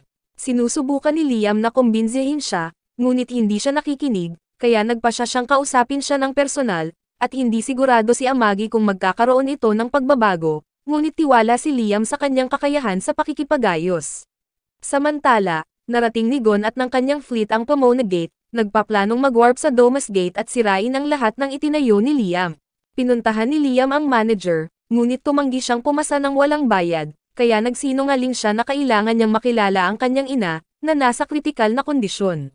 Ngunit alam ng manager na nagsisinungaling siya, dahil nagdala siya ng isang buong fleet ng mga barkong pandigma. Biglang nakatanggap ng mensahe ang manager na parating na ang fleet ni Gon, kaya sinabi niya kay Liam na mayroon siyang ibang mga bagay na dapat asikasuhin. Habang si Liam ay nakitang muli ang espiritu ng aso, kaya nagpasya siyang sundan ito. Nag-set up ang manager at ang kanyang mga tauhan ng isang wormhole connection para sa mga pirata, at napagtanto ng isa sa kanyang mga tauhan na maaaring harapin nito ang mga pirata sa fleet ni Liam, ngunit walang pakialam ang manager, at nagpasya silang lahat na pumikit. Dumating si Liam sa control room, ngunit napansin niyang walang laman ito, kaya naisip niya na sinadya ito ng manager ng walang pag-aalaga pagkatapos mag-set up ng koneksyon sa Pomona, ngunit napagtanto niyang ang wormhole ay dumadaloy sa kabilang direksyon, kaya inayos niya ang mga kontrol, na gumugulo sa aktibong wormhole, na nakulong ang mga pirata sa loob nito. Sinabi sa kanya ni Amagi na bumalik sa barko dahil nakakuha siya ng isang liham ng credit, na ikinagulat niya, na nagtataka kung sino ang maaaring tumulong sa kanila, kaya't ibinunyag niya na ito ang pabrika ng armas ni Niaz, na nag-alok nito dahil binili niya ang kanilang bagong modelo at binigyan sila ng mga barkong pirata upang pag-aralan. Ang fleet ni Liam ay dumaan sa Warp Gate at lumabas sa Pomona Gate, kung saan sila gumawa ng maikling pagtalon patungo sa Treasure Planet. Ang fleet ni Gon ay nananatiling nakakulong sa wormhole, at napansin nilang nalampasan na nila ang inaasahang oras ng paglalakbay, kaya nababalisa sila. Sa wakas ay nakalabas na sila, ngunit natagpuan nila ang kanilang sarili sa espasyo ng pagsasanay para sa Imperial War Fleet, kung saan napapalibutan sila ng 70,000 barko. Dumating ang fleet ni Liam sa Rogue Planet, at sinabi sa kanya ni Amagi na kahit na may humigit kumulang 20,000 na barko ng pirata, karamihan sa mga ito ay hindi aktibo sa palagay niya ay dapat nilang ilunsad ang kanilang sorpresang pag-atake, kaya inutusan niya ang lahat ng kanyang mga barko na salakayin ang pirate fleet, at nakarating din siya sa kanyang mobile night. Sinimulan niyang sirain ang mga pirata, na hindi katugma sa kanya, at madali niyang naiwasan ang kanilang mga pag-atake bago sila ilabas gamit ang kanyang rocket punch. Pagkatapos nito, binanggit ni Amagi na naalis na nila ang karamihan sa mga pirata, kaya sinabi niya sa kanya na ipadala ang kanyang mga mobile night upang linisin ang lugar. Bumalik tayo sa pagbalik ni Christiana sa kaharian pagkatapos na itaboy ang mga pirata sa kalawakan, at binabati siya ng kanyang mga magulang, na kinikilala ang kanyang tungkulin sa pagprotekta sa kapayapaan ng kanilang kaharian. Nagseselos ang kanyang kapatid na si Rickard dahil tinatamasa niya ang lahat ng kaluwalhatian, habang iniisip ng lahat na iniiwasan niya ang responsibilidad, ngunit sinabi niya sa kanya na siya ang magiging crown prince, kaya hindi niya dapat ilagay ang kanyang sarili sa front lines. Iniisip ng kanilang nakababatang kapatid na babae kung kaya rin ba niyang maging kabalyero tulad niya, kaya nangako si Christiana na tuturuan niya ang kanyang sword fight kapag siya ay lumaki. Ngunit bumabalik tayo sa sandaling nawasak ang kanyang planeta, at napagtanto ng kanyang pamilya na pinagtaksilan sila. Dahil mayroon silang linya ng depensa na binubuo ng mga barkong pandigma ng alyansa, ang mga pirata ay patuloy na umaatake at ang kalasag sa paligid ng palasyo ay nawasak, na nagresulta sa isang napakalaking pagsabog. Pagkatapos nito, Nakita namin si Christiana na pinigilan sa loob ng barko ni Gosen kasama ang iba pang mga bilanggo, at sinisikap niyang tiyakin sa kanila na ililigtas sila ng mga puwersa ng paglaban. Dumating si Gosen kasama ang siyentipiko, at sinabi niya sa kanya na patayin siya, dahil mas gusto niya ang kamatayan kaysa sa kahihiyan, ngunit sinabi niya sa kanya na palayain ang iba bilang kapalit. Binanggit niya na kung gusto niyang patayin siya, hindi niya naranasan ang lahat ng problema, at sinabi niya sa kanya na lahat sila ng mga alagang hayop niya, ngunit nagpasya siyang tuparin ang bahagi ng kanyang kahilingan, na hinihiling sa kanya na piliin kung aling bilanggo ang dapat niyang palayain. Kaya pumili siya ng isa sa mga babae, ngunit sa halip na palayain siya, dinala siya nito sa kanyang lab kung saan siya ang nag-eksperimento sa kanya. Pinaalalahanan siya ni Christiana na nangako siyang palayain siya, ngunit binanggit niya na ang mga pirata ay hindi tumutupad sa kanilang mga pangako, at sinabi niya sa siyentipiko na simulan ang operasyon. Inilabas niya ang kanyang napakalaking mga braso upang simulan ang eksperimento, at siya ay naging horrified, nagmamakaawa sa kanya na huminto, ngunit inihayag niya na kapag hindi nila natapos ang operasyon, ang babae ay hindi mabubuhay, kaya si Christiana ay nagsimulang umiyak at nawalan ng malay. Nang magising si Christiana, sinabihan siya ni Gon na tumingin sa kanyang kaibigan, na nagtataka kung ano ang nangyari sa kanya. Binanggit niya na gagawin niya itong mas mahusay, na ikinagulat niya, at tinanong siya nito kung bakit niya ito ginagawa sa kanila. Kaya ipinaliwanag niya na nakakatuwang makita ang isang dilag na nagiging pangit at nawalan ng pag-asa, na ikinagalit niya, ngunit wala itong magagawa para pigilan siya. Inilagay niya siya sa upuan, at sa kabila ng mga pagsusumamo nito na gawin ang anumang gusto niya, hindi siya nagpapakita ng anumang awa. Nagtataka siya kung ano ang nangyari sa matapang na batang babae na humihiling sa kanya na patayin siya, at inihayag niya na pinili niya ito upang maging pangalawang paksa upang makita niya ang tunay na takot sa mga mata nito. Sinabi niya sa siyentipiko na tanggalin ang kanyang mga mata at ilagay ito sa kanyang mga palad upang makita niya ang kanyang sarili na nagiging pangit. Pagkatapos ng eksperimento, hiniling ni Christiana sa scientist na patayin siya, ngunit tumanggi siyang gawin ito dahil paborito siya ng kapitan, na sinasabi sa kanya na hindi ito magiging masaya kung siya ay sumuko ng ganoon kadali. Ngunit bigla silang inatake ng fleet ni Liam, kaya tumakbo ang scientist sa control room, kung saan nalaman niya na karamihan sa kanilang mga barko ay nawasak. Pumasok si Liam sa isa sa mga barkong pandigma na sumisira sa kaaway na Mobile Knights, at ipinaalam sa kanya ng isang sundalo na natalo na nila ang karamihan sa mga pirata. Sinabihan siya ni Liam na linisin ang natitira habang hinahanap ang treasure room, ngunit bigla niyang nakita ang espiritu ng kanyang aso, na humantong sa kanya sa siyentipiko at sa kanyang mga tauhan. Sinabi niya sa kanila na ibigay ang kayamanan, ngunit iniisip ng siyentipiko na gusto niya ng alagang hayop tulad ni Gosen, kaya dinala niya siya sa kanyang lab.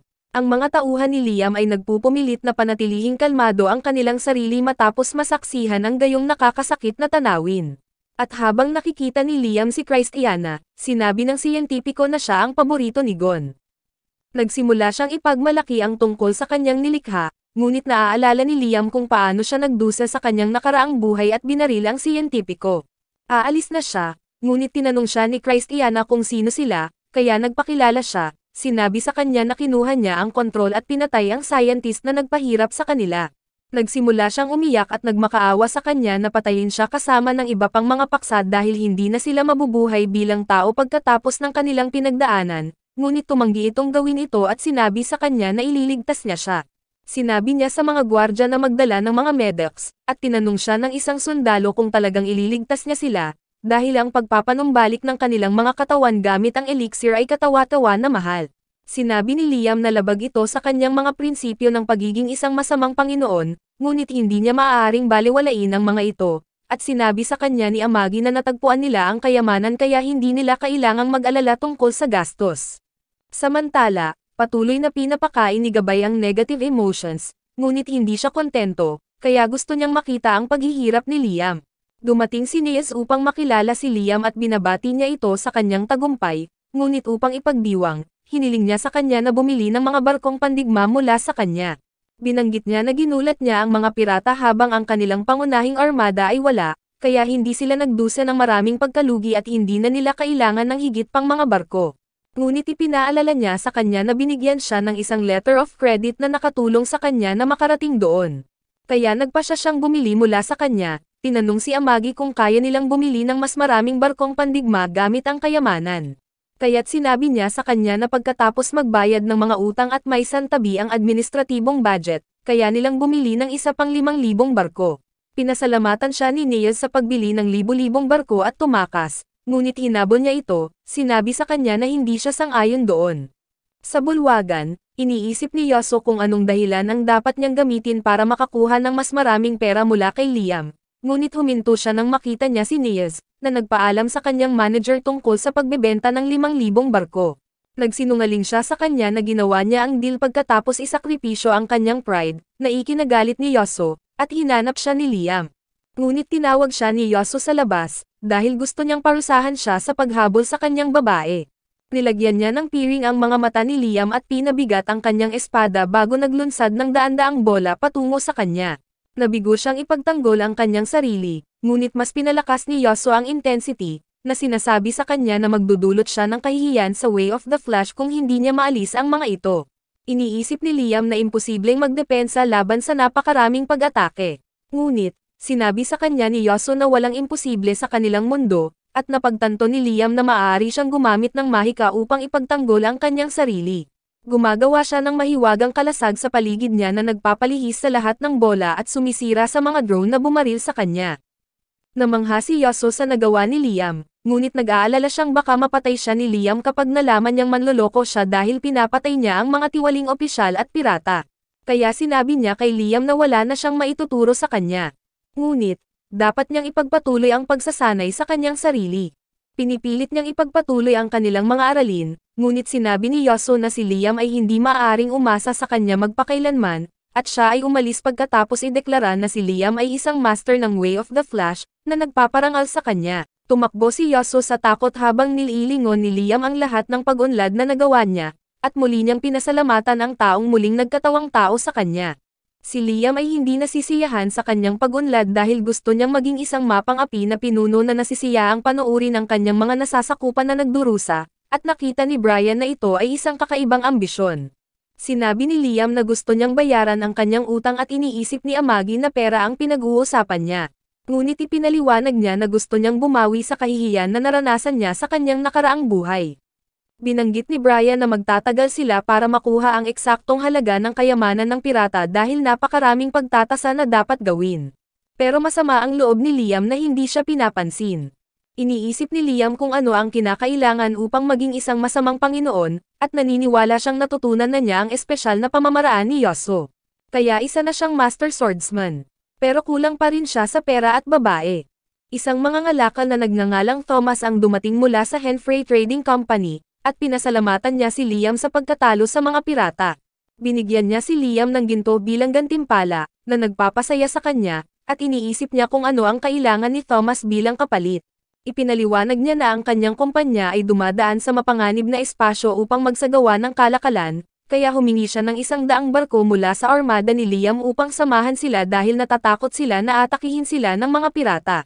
Sinabi ni Amagi na ang mga bagong barkong pandigma ni Liam ay handa na para sa pag-deploy, at sa tingin niya ay magiging magandang pagkakataon sa pag-aaral ito para sa kanyang mga tauhan. Kaya pumayag siyang tulungan si Thomas. Ngunit humingi siya ng mas maraming ginto para sa proteksyon, at sumang-ayon si Thomas sa kanyang kondisyon. Sa kanilang pag-uwi, napansin ni Thomas ang pag-unlad sa nasasakupan ni Liam, at sa palagay niya ay isang natatanging pinuno si Liam na gumagamit ng kita sa buwis para sa kapakinabangan ng kanyang mga tao. Nagtataka ang driver kung bakit lagi siyang nagdedemand ng ginto, at clueless din si Thomas, pero hindi niya ito pinansin dahil mas mababa ang halaga nito sa kanya. Masaya si Brian na nakarating na si Liam sa posisyon na inalok siya ng mga tao ng suhol, ngunit hindi niya maintindihan kung bakit mas gusto ni Liam ang ginto, kaya ipinaliwanag niya na ang ginto ang simbolo ng bagong mayaman. Sinabihan niya si Amagi na maghanda ng gold bath para sa kanya, at iniisip ni Brian na gagamit siya ng ginto dahil sa hypoallergenic properties nito. Ngunit ipinaliwanag ni Liam na hindi ito ang dahilan, at napagtanto niya na ang tanging bagay na nawawala sa kanya ay isang harem. Kaya nagpasya siyang magtipon ng mga kababaihan mula sa kanyang nasasakupan. Pumunta si Liam sa kanyang bagong ayos na silid, kung saan nais niyang magkaroon ng isang buong pond na puno ng alkohol at karne na nakasabit sa kanyang mga haligi. Sinabi sa kanya ni Amagi na hindi niya siya mapipigilan dahil siya ang pinuno ng bahay, ngunit binalaan siya nito na ang pagpuno sa pool ng alkohol ay maglalabas ng mga mapanganib na usok, na maaaring magdulot ng pagsabog. Pinayuhan din siya ni Brian laban sa pagsasabit ng karne sa kisame dahil magiging hindi ito malinis, at sumang-ayon si Amagi, na sinasabi sa kanya ang tungkol sa mga kawalan nito. Kaya't napagtanto niya na sila ay masasamang ideya. Ngunit sinabi niya na hindi siya susuko sa paglikha ng isang harem, at pareho silang sumusuporta sa kanya, tulad ng sinabi ni Brian na dapat siyang gumawa ng tagapagmana dahil, ang bahay ng Banfield ay tapos na kung may mangyari sa kanya.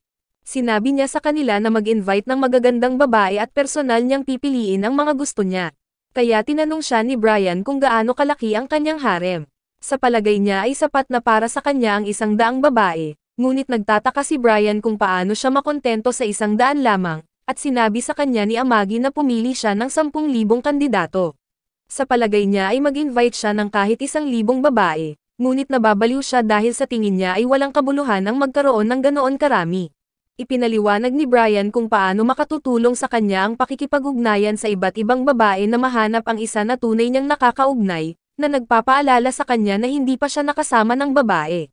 Sinabi niya na mayroon siyang magi, ngunit ipinaalala niya sa kanya na hindi niya kayang dalhin ang kanyang mga anak, at sinabi niya sa kanya na hindi ito mahalaga dahil sa tingin niya ay perpekto siya. Pinayuhan siya ni Brian na makilala man lang ang mga napili nila, at sigurado siyang karamihan sa mga babae ay gustong sumama sa kanya dahil siya ang kanilang pinuno. Paalala niya na hindi niya matatanggap ang sinumang babae na hindi sunod sa Nuran at Breedable, na nagtatanong kay Brian kung seryoso pa ba siya sa pagbuo ng harem. Pagkatapos noon, lumabas si Liam, sa pag-aakalang halos nasa mansyon na siya at hindi pa man lang naggalugad ng sariling domain. Habang naglalakad siya sa mga lansangan, napansin niya ang isang batang babae at niyaya niya itong lumabas, ngunit agad itong pumayag, na ikinabigla niya. Napansin niya ang isang bula na namumuo sa paligid ng kanyang ilong at sinabi nito sa kanya na ito ang pinakabagong kulay at nakikita niya na halos lahat ay nakasuot nito, kaya napagtanto niya na ito ay nasa uso. Bumalik si Liam na may suot na nose balloon, ngunit nalaman niyang tulala ito at sinabihan si Amagi na ipagbawal ito sa kanyang domain. Nagtataka siya kung ano ang nangyari sa fashion sa kanilang mundo dahil inaasahan niya ang mga magagandang babae sa sci-fi costume, ngunit nakasuot sila ng mga kakaibang costume ng hayop sa beach, na naglalantad sa balat ni Noah. Ipinaliwanag ni Amagi na ang mga full-body swimsuit ay nasa estilo dahil hinaharangan nila ang mga sinag ng UV at bahagi sila ng kanilang kultura, ngunit tumanggi si Liam na tanggapin ito at nagmumungkahi na bumuo ng mas mahusay na fashion, dahil hindi siya maaaring magdala ng sinumang babae na nakasuot ng ganoon. Sinabihan niya si Amagi na magtipon ng mga fashion designer at modelo dahil sa palagay niya, kung makikita ng mga karaniwang tao ang mga modelong nagsusuot ng mga bagong estilo, susundin nila ang uso. Ipinaliwanag niya na ang kanilang utang ay ginagawang imposible dahil ang pagpirma ng isang kontrata sa isang taong sikat ay hihigit sa kanilang buong taunang budget. Napagtanto ni Liam na hindi niya mababago ang uso ng planeta, kaya nagpasya siyang magtipon ng magagandang babae mula sa kanyang nasasakupan at bihisan sila sa paraang gusto niya. Napansin niya na mukhang masama ang loob ni Amagi, at napansin niyang hindi niya babaguhin ang kanyang desisyon. Ngunit, binanggit niya na nakakuha na siya ng mga pinakakaakit-akit na tao bilang kanyang mga tauhan. Tinanong niya siya kung dapat niyang tawagan ng isang tao, ngunit binanggit ni Liam na hindi siya mapalagay sa mood sa isang empleyado at siya ay napagod, iniisip na mahirap maging isang masamang Panginoon. Samantala, nagising si Christiana sa isang medical center kung saan ipinaliwanag ng doktor na ang kanyang katawan ay muling nilikha gamit ang regenerative medicine. Hinawakan niya ang kanyang mukha at nagsimulang umiyak, iniisip na siya ay nananaginip dahil siya ay nagdurusa sa kanyang hindi makatao na anyo sa loob ng mga dekada. Tiniyak ng doktor na hindi ito panaginip at ipinaliwanag na gumamit sila ng elixir, na ikinagulat ni Christiana dahil alam niyang ito ay isang mahalagang gamot. Sinabi ng doktor sa kanya na kailangan pa niyang sumailalim sa rehabilitasyon, ngunit sa palagay niya ay maaaring isang pagkakamali ito dahil ang kanyang tinubuang bayan ay nawasak kaya hindi niya ito mabayaran. Ngunit inihayag ng doktor na si Count Liam Banfield ang nagtayo ng pasilidad at sila ay gagamutin ng walang bayad. Sinabi niya na gusto niyang bayaran ni Christiana ang pabor, at naaalala niyang nakita niya siya sa barko, napagtanto na siya ang kanyang tagapagligtas, kaya gusto niya itong pagsilbihan sa hinaharap. Sa lokal na bar, masaya ang lahat na nakakuha si Liam ng mas maraming kayamanan mula sa mga pirata at pinapaunlad niya ang mga lokal na industriya. Nagpapasalamat sila sa kanya para sa lahat ng kamakailang pag-unlad, ngunit naririnig sila ni Gabay at ang kanilang kaligayahan ay nagpapahirap sa kanya. Sinabi niya na ayon sa kanyang plano, Ang planeta ni Liam ay dapat nabalot ng utang at kahirapan, at iniisip niya kung paano ito naging napakahusay. Samantala, tinalakay ng mga sundalo mula sa Imperial Army na pumunta sa fleet ni Liam kung paano kulang sa kagandahan ang mga barko, ngunit praktikal pa rin ang mga ito. Natutuwa silang maging bahagi ng Banfield House dahil ang mga maharlika ay nakikialam sa dati nilang trabaho at sinabihan silang palayain ang mga pirata, habang si Liam ay tila isang makatarungang pinuno. Nakita ni Gabay na pinupuri nila si Liam at nagtataka siya kung paano nila binago ng napakabilis ang kanilang mga katapatan, dahil dapat ay galit sila sa kanya.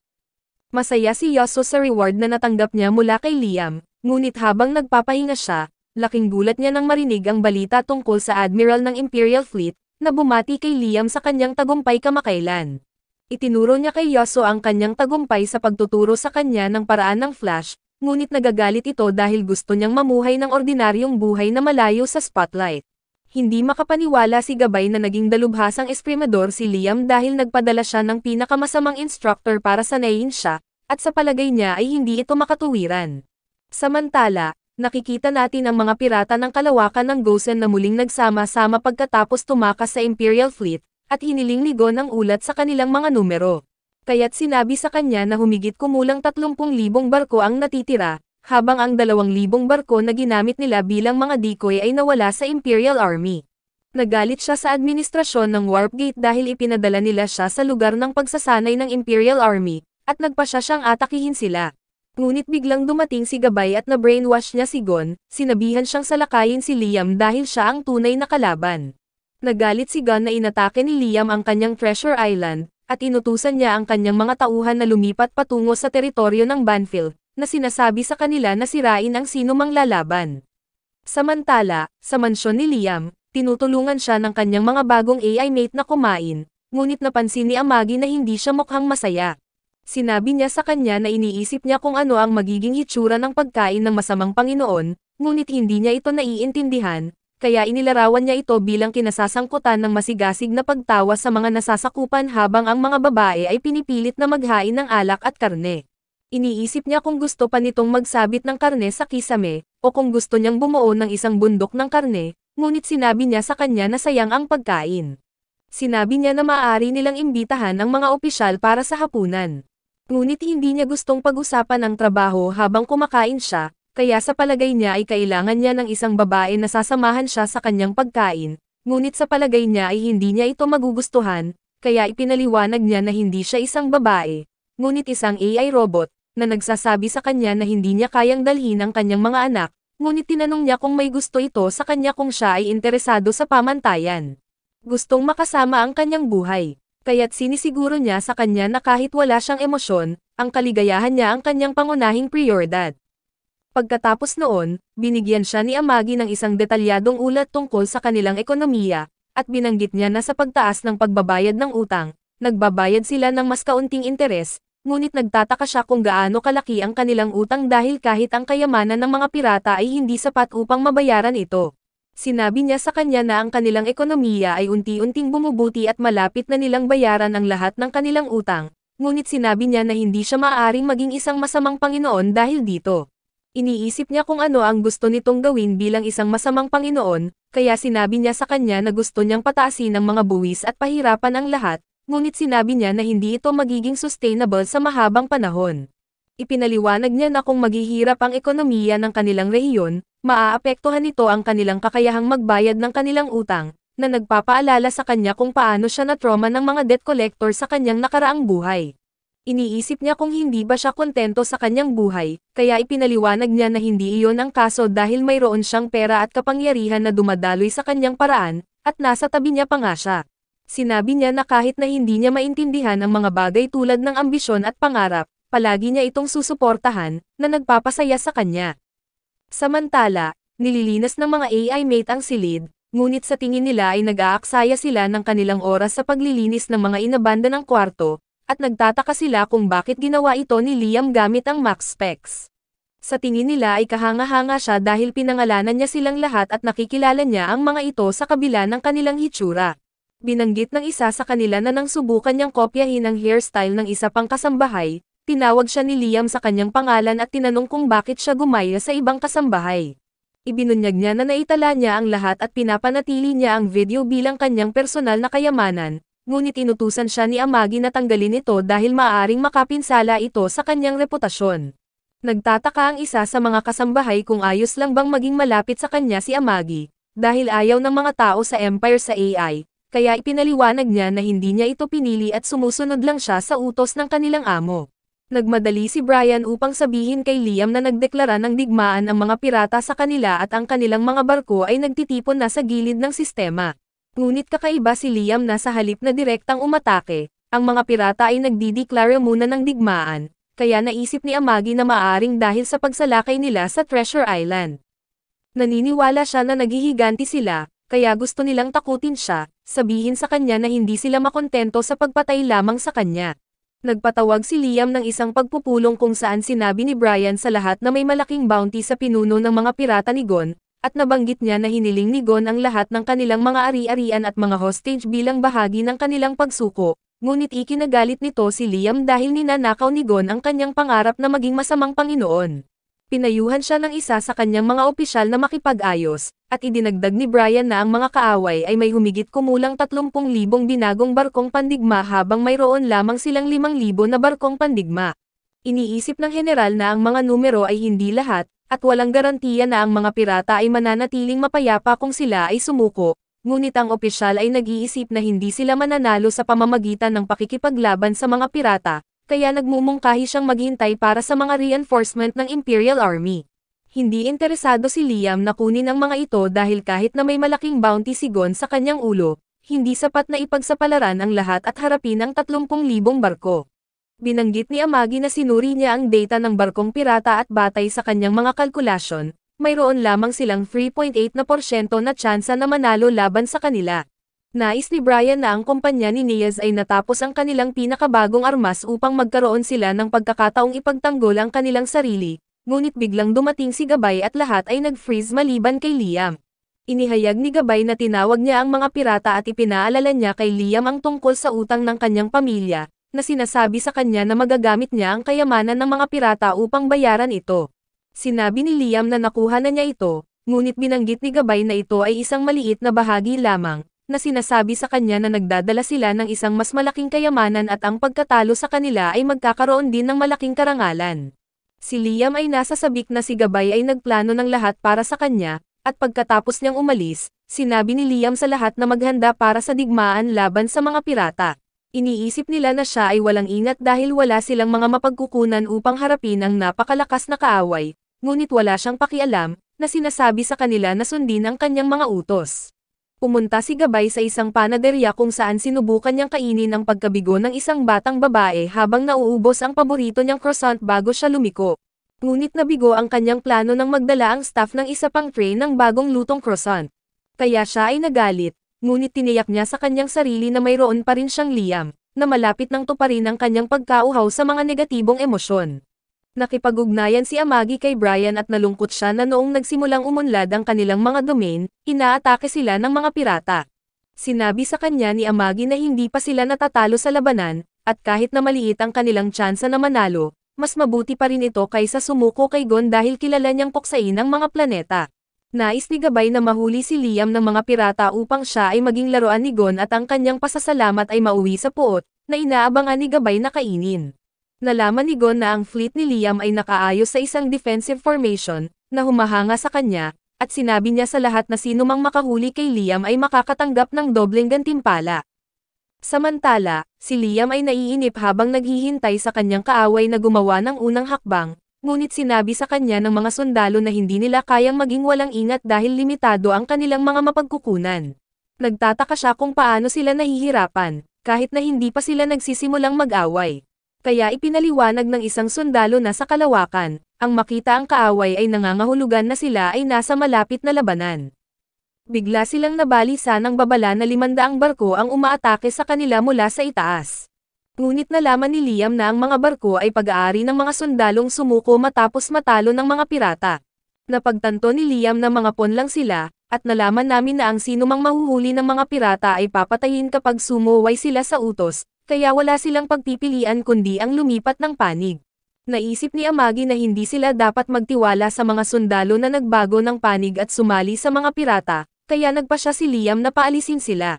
Sa punong barko ng kaaway, nalaman ni Gunn na nabura ang kanilang advance team, na nagpahanga sa kanya, at inutusan niya ang kanyang mga tauhan na salakayin ang fleet ni Liam nang mapansin niyang may maliit na butas sa kanilang formation. Ngunit bigla silang umatras at naisip ni Gunn na sila ay tumatakbo para sa kanilang buhay, kaya inutusan niya ang kanyang mga tauhan na maningil. Ngunit ito pala ay isang bitag. At nalaman namin na ang mga barko ni Liam ay naglagay ng mga invisible na minahan sa lugar na nagsimulang sirain ang fleet ni Gosen. Ngunit hindi niya pinapansin ang panganib at inutusan ang kanyang mga tauhan na ipagpatuloy ang pagsulong, dahil ginagamit nila ang kanilang mga magagastos na kaalyado sa harapang hanay. Iminumungkahi ng commander ng armada ni Liam na gumamit din sila ng katulad na diskarte at protektahan ang pangunahing barko, ngunit tinanggihan ni Liam ang ideya dahil ayaw niyang isakripisyo ang kanyang mga tao. Sinabi niya kay Amagi na sasama siya sa Avid, na ikinabahala ng commander. Ngunit sinabihan siya ni Liam na tumahimik at inutusan si Amagi na pamunuan ang fleet kapag wala siya. Mabilis niyang sinuri ang sitwasyon at inutusan ang lahat na mag-charge pasulong habang sinasabi ni Liam na sundin nila ang kanyang utos. Sumakay siya sa kanyang mobile knight at inutusan niya ang kanilang fleet na maninangil ng buong bilis, na nag-aalala sa mga sundalo. Ngunit ipinaliwanag niya na kung wala si Liam, wala silang dahilan upang protektahan ang kanilang punong barko, na pinakamalakas sa kanilang fleet, kaya ang pinakamagandang opsyon ay gamitin ito para protektahan siya. Humanga sila sa kanyang katapatan at nag-issue ng mga utos na i-deploy ang lahat ng mobile knights para sakupin si Liam. Habang umaalis siya kasama si Avid, ipinangako niya na pagsisihan ng mga pirata ang kanilang desisyon na labanan siya at isinaaktibo niya ang warp drive, na ikinagulat ng mga pirata. Nagtataka sila kung ito ay isang pag-atake ng pagpapakamatay, ngunit nagulat sila nang makita lamang ang isang solong mobile knight, at iniiwasan ni Liam ang kanilang mga laser habang sinisira niya ang maraming barko. Ipinadala ng mga pirata ang kanilang mga mobile knights upang labanan siya, ngunit madali niyang pinutol ang mga ito at nakita niyang boring sila. Inilabas niya ang kanyang mga kanyan upang barilin ang ilang mga barko ng kaaway, na lumikha ng isang pagbubukas, habang si Amagi ay nagpasya na samantalahin ito at pumunta mismo sa gitna ng armada ng pirata. Nagpatuloy siya sa pagpapaputok, ngunit naubusan siya ng mga bala at isang pirate knight ang biglang umatake sa kanya mula sa likuran. Nagsimula silang mag-away at tinanong siya ng kabalyero tungkol sa kanyang estilo ng pakikipaglaban, kaya binanggit niya na siya ay isang mag-aaral ng Way of the Flash, ngunit ang tala ng kabalyero ay hindi pa niya ito narinig, kaya tiyak na peke ito, na ikinagalit ni Liam, at nagpasya siyang ipakita sa kanya ang kanyang tunay na kapangyarihan.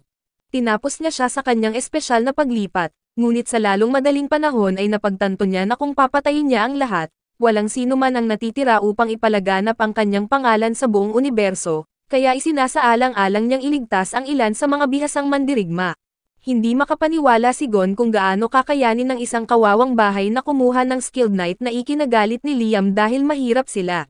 Inilalabas niya ang kanyang galit sa pamamagitan ng paggamit ng kanyang espesyal na pamamaraan, na nagpapawi sa mga kabalyero sa paligid niya, at inulit niya ang hakbang upang paalisin ang mga kaaway sa kanyang landas, ngunit sinisira nito ang mga actuator sa kanyang braso dahil hindi makasabay ni Avid ang kanyang kapangyarihan. Ang isa pang grupo ng mga kabalyero ay lumapit kay Liam, at sa tingin niya ito ang pinakamasamang posibleng oras para sa isang pinsala, ngunit tumanggi siyang sumuko. Nagpupumilit siyang labanan ang mga ito, at naputol ang kanyang espada nang mapagtanto ni Amagi na ang kanilang mga pagkakataong manalo ay bumaba sa 1.2%. Ngunit habang napapalibutan siya ng mobile knights, biglang dumating si Christiana para alalayan siya. Iniisip ni Amagi na mas maaga siyang dumating kaysa sa inaasahan, at ipinaliwanag ng doktor na kahit na hindi pa ganap na gumagaling ang kanyang mga pasyente, nagpasya silang sumama kay Liam. Sinabi ni Ulysses na si Christiana ay gumagamit ng mobile knight mula sa kanyang pabrika at sinabi kay Amagi na maaari niyang i-order ito kung gusto niya ito. Ngunit nagtataka si Niels kung ano ang ginagawa ni Ulysses doon, kaya napapansin niya na palaging nararamdaman ng isang mahusay na salesperson ang nanalo. Inutusan ni Christiana ang kanyang koponan na sumugod, at natalo nila ang mobile knight sa kanilang landas, na nagpapasaya sa kanya dahil sa wakas ay mababayaran niya ang kanyang utang kay Liam at makaganti siya sa mga pirata. Nakita niya ang kanyang pagsira sa mga barko ng kalaban at sa tingin niya ay napakahusay niya, ngunit ayaw niyang may masihigit sa kanya, kaya pinagsama niya ang kanyang rocket punch sa kanyang ultimate technique at nakakakuha ng hindi mabilang na mga barko ng kaaway sa isang iglap. Hindi makapaniwala si Gon na ang kanyang mga barkong pandigma ay nawasak ng isang kabalyero, habang binanggit ni Amagi na ang kanilang tsansa na manalo ay tumaas sa 83% dahil hinati ni Liam ang armada ng pirata. Hinihiwa niya ang pirata na mobile knights at sa tingin niya ay mahina sila, ngunit inaasahan niyang makuha ang reward pagkatapos niyang talunin sila. Tuwang-tuwa si Christiana na makitang pinapatay niya ang kanyang mga kaaway, at nasisiyahan siyang patayin ng mga pirata, habang napapansin ng kanyang mga dating kasamahan sa koponan na nagbago siya. Tumingin si Amagi sa radar at binalaan niya si Liam na papalapit sa kanya ang kaaway na mobile knights, kaya nagpasalamat siya sa kanya at nagmamadaling humarap sa kanila. Nagpaputok sila ng maraming missile sa kanya, ngunit hinarangan niya ang mga ito gamit ang kanyang kalasag, at pinapanood siya ng mga sundalo habang pinangungunahan niya sila mula sa harapan. Napagtanto ng mga pirata na ito ay naniningil patungo sa kanila, kaya nagtaka si Gon kung nasaan ang kanyang mga mersenaryong kabalyero. Ngunit, karamihan sa kanila ay natalo na ng puwersa ni Liam, at ang iba ay abala sa pagpapanumbalik ng kalasag. Ang kaibigan ni Gon ay nagtataka kung ano ang dapat nilang gawin sa susunod, at nabanggit niya na ang mga bagay ay hindi maganda para sa kanila, ngunit kung sila ay matatalo, dapat nilang subukan at tumakas kasama ang nangungunang tanso at iwanan ang natitira bilang isang sakripisyo. Inutusan niya ang kanyang mga tauhan na paputokan ang kaaway na mobile knight nang hindi nababahala tungkol sa aksidenteng pagbaril sa kanilang mga kaalyado, at gusto niyang tumakas, ngunit sinabi sa kanya ng kanyang kaibigan na ang kanilang mga kaalyado ay nakaharang sa kanila, kaya inutusan niya ang kanyang kaibigan na barilin sila. Ngunit, nahanap na sila ni Liam bago sila makatakas. Binaril niya ang mga barko ng pirata, kaya sinubukan ni Gon na umalis sa escape pod, ngunit pinigilan siya ni Liam, at sinabing huli na ang lahat. Dumating ang mga puwersa ni Liam at sinabi niya sa kanila na oras na para hanapin ang kayamanan, ngunit iniisip nila kung ligtas ba ito dahil maaaring pasabugin ng mga kaaway ang kanilang sarili. Ngunit sa tingin ni Liam ay sapat na ang kanilang loob na gawin ito dahil sinusubukan nilang tumakas. Nagpakawala siya ng ilang rocket punch na sumisira sa mga barko ng kaaway at umalis siya upang hanapin ang kayamanan. Siya ay pumasok sa punong barko sa pamamagitan ng isa sa mga butas na nilikha ng kanyang mga rocket punch. Ngunit ang mga sundalo ay nagtataka kung ito ay ligtas para sa kanya na maglakad sa harap, at napansin niya ang ilang mga pirata na nagtatago doon, kaya't pinaputukan sila. Ngunit nagulat ang mga sundalo na mayroon silang akses sa gayong mamahaling kagamitan, kaya hindi sila nakikita, at iniisip ni Liam na ito ay isang senyales na makakahanap sila ng magandang kayamanan. Binuksan nila ang isang pinto kung saan nakakita sila ng isang pulutong ng mga pirata na handang barilin sila. Ngunit sa halip na matakot, sinabihan ni Liam ang kanyang mga sundalo na ibaba ang kanilang mga armas.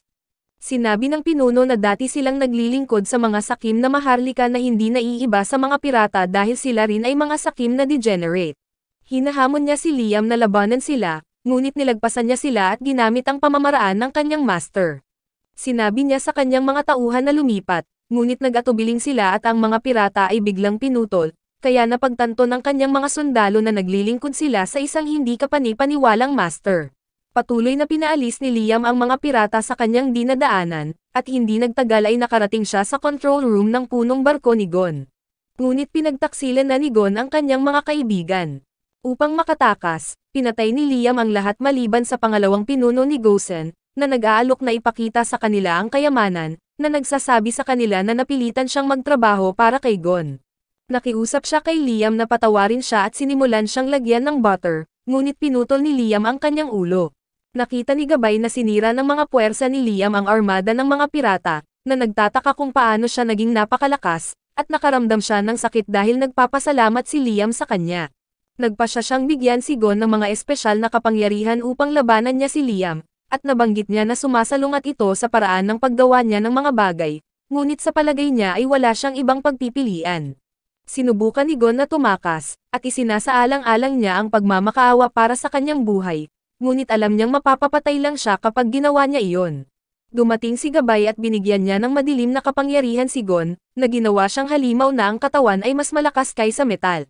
Nakaramdam si Gon ng enerhiyang dumadaloy sa kanyang katawan, at napagtanto niyang hindi na siya natatakot sa anuman dahil mayroon na siyang kapangyarihang talunin ang sinuman. Si Gabay ay umalis, ngunit ang aso ni Liam, Si Spirit ay pumasok sa barko at ginabayan niya si Liam sa cube drop ni Gon. Si Liam ay patuloy na sumusunod sa kanyang mga pahiwatig at umabot sa isang patay na dulo, kaya nagpa siya siyang basagin ang pader. Nakahanap siya ng ilang mga antik, kabilang ang isang katana na talagang gusto niya, kaya nagpa siya siyang kunin ito. Bigla siyang nakatanggap ng emergency transmission na ang mga sundalo ay nagpupumilit na pabagsakin ang isang halimaw na nagsabi sa isa sa kanila na dalhin siya kay Liam, ngunit tumanggi ang sundalo na makipagtulungan.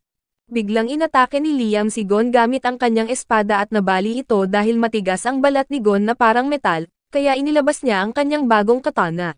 Madali nitong pinutol ang kamay ni Gon, at napagtanto niyang ginagamit ni Liam ang kanyang kayamanan, kaya nagalit siya at sumulong. Pero hiniwa ni Liam ang kabilang braso niya. Napansin niya na mahal niya ang kanyang bagong espada, at sinubukan ni Gon na buuin muli ang kanyang braso, ngunit hiniwa ni Liam ang kanyang mga paa. Napasigaw si Gon sa sakit at sa tingin niya ay wala itong saysay. Nagtataka kung paano siya naging napakalakas. Sinusubukan niyang suhulan si Liam, nangako na ibibigay sa kanya ang kanyang nakatagong kayamanan. Ngunit tumanggi si Liam na tanggapin ito, sinabi sa kanya na ang lahat ng kanyang kayamanan ay pag-aari na niya. Sinabi ni Liam na makakakuha siya ng malaking bounty para sa pagbibigay sa kanya sa Empire, na magdaragdag sa kanyang mga tagumpay. At sinubukan ni Gon na atakihin siya gamit ang lahat ng natitirang kapangyarihan. Ngunit pinutol ni Liam ang kanyang binti at humingi ng tawad si Gon. Ngunit pinaalalahanan ng isang sundalo si Liam na pinatay niya ang kanilang mga kasama. Iniisip ni Liam na mahalagang panatilihin siyang buhay para sa bounty. Ngunit, nalaman niya na para sa isang mapanganib na kriminal, makukuha pa rin niya ang pera kahit napatayin siya. Kaya pinatapos niya siya. Pagkatapos nito, patuloy na umunlad ang planeta ni Liam at masaya ang kanyang mga tao na natalo niya ang mga pirata dahil napabuti nito ang reputasyon ng pamilya Banfield. Nalaman natin na bumubuti ang kanilang buhay, at sa tingin nila ay pinagpala sila na siya ang kanilang Panginoon mula nang ibalik niya ang kanilang planeta sa dating kaluwalhatian nito. Bumisita si Thomas kay Liam at ipinakita sa kanya kung magkano ang halaga ng kayamanan ng pirata, ngunit sinabi sa kanya ni Amagi na hindi pa rin ito sapat upang bayaran ang utang ng kanyang pamilya. Tinanong siya ni Thomas tungkol sa device na ginamit niya para pagalingin ang mga eksperimento ni Gon, na sinasabi sa kanya na humihingi ng clinical na impormasyon ang developer nito, at sinamahan sila ni Christiana, at sinabing natapos na niya ang kanyang rehab. Sinabi sa kanya ni Liam na ipakita sa kanila ang resulta ng kanyang paggamot, kaya tinanggal niya ang kanyang mga damit at ipinakita na siya ay ganap na bumalik sa normal. Biglang dumating si Niels, pero sa tingin niya ay sinusubukang akitin ni Christiana si Liam, kaya naghubad din siya at tinanong kung may gusto ito sa kanya. Inilabas ni Christiana ang kanyang espada at sinabihan si Niels na layuan siya, ngunit sumama din sa kanila si Ulysses at sinubukang ibenta ang kanyang mga produkto sa kanya. Binanggit niya na mayroon siyang Super Dreadnought battleship na ibinebenta at gusto niyang bilhin ang mga ito, ngunit sinabi ni Amagi na kailangan niya ng pahintulot ng Empire para gawin ito.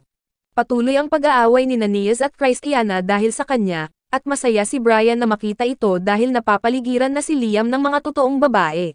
Binanggit ni Brian na si Liam ay iniimbitahan sa kabisera ng planeta kung saan siya ay gagawaran ng Medal of Honor para sa pagkatalo sa mga pirata. Kaya tumungo siya sa kabisera, kung saan bigla siyang binisita ng kanyang pamilya, ngunit hindi man lang niya ito makilala dahil mahigit 4 na dekada na niyang hindi nakikita. Naalala niya na pinabalik siya ng kanyang ama sa mga utang ng kanilang pamilya at pinabayaan siya para pangalagaan ang kanilang nasasakupan. Kaya sa tingin niya ay isang kakilakilabot na tao ang kanyang ama. Nakilala ng kanyang ina si Amagi, ngunit sinabi niya sa kanya na huwag siyang itago sa palasyo. At gusto ng kanyang lolo't lola na paalisin siya, dahil sinisira niya ang kanyang imahe. Kaya naghahanda siyang umalis, ngunit sinabihan siya nitong manatili. At iniisip niya kung ano ang gusto ng kanyang pamilya sa kanya. Kaya't ibinunyag nila na gusto nila ng pera dahil alam nila na nakakuha siya ng malaking gantimpala para sa pagkatalo sa mga pirata, at sinubukan nila siyang pasayahin. Ngunit inutusan niya si Amagi na paalisin sila. Nagalit ang kanyang ama at ipinaalala sa kanya na sila ang nagpalaki sa kanya, ngunit pinagbantaan siya ng kanyang ama at sinabihan siyang umalis. Kaya lumayo sila. Iniisip na hindi nila pinalaki ng maayos si Liam at iniisip niya kung kailangan niyang bayaran muli ang kanilang mga utang. Kaya ipinaliwanag ni Amagi na hindi siya obligadong magbayad, ngunit bibisitahin siya ng kanilang mga pinagkakautangan, at iminumungkahi niyang itaas ang kanilang allowance upang hindi nila masira ang kanyang reputasyon. Nagpa siya siyang magbayad ng maliit na bahagi ng kanilang mga utang at sinabi sa kanya na siya lang ang pamilyang mayroon siya. Ngunit nakikita namin ang lalaki na nanonood sa kanila at sinusumpa niya si Liam sa paggawa ng mabuti sa buhay. Nakita namin ang mga magulang ni Liam habang nakatanggap sila ng isang dokumento na nagbabanggit na tinataasan niya ang kanilang allowance sa ilalim ng kondisyon na itigil na nila ang pang-iistorbo sa kanya. Ngunit hindi sila natutuwa na makita ito, sa pag-aakalang isa siyang walang utang na loob na anak, at nagsimulang makipagtalo ang kanyang mga lolo't lola sa kanyang ama. Napagtanto ni Gabay na maaari niyang gamitin ang mga ito upang sirain ang buhay ni Liam, kaya ginamit niya ang kanyang kapangyarihan upang e-brainwash ang mga ito, at nagpa siya silang mag-apply para sa isang opisyal na pagbabago ng ulo ng kanilang pamilya.